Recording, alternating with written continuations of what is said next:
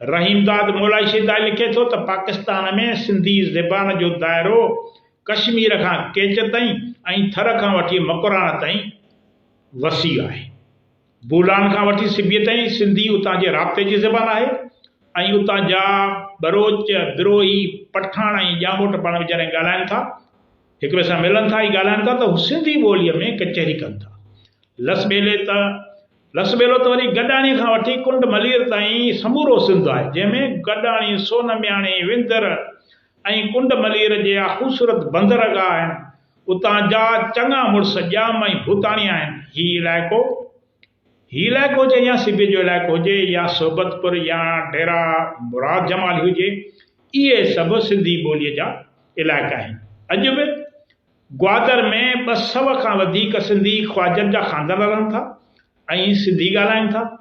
इन खां अलावा छुटा, बुरड़ा, माछी, शेख, भुंगर, सूमरा, ओस्ता, भुट्टा, अबड़ा, काके पोटरा, चिलगरी, रूंझा, खेतरान, खुजक, इहे सभु सिंधी ॻाल्हाईंदड़ बिरादरियूं आहिनि।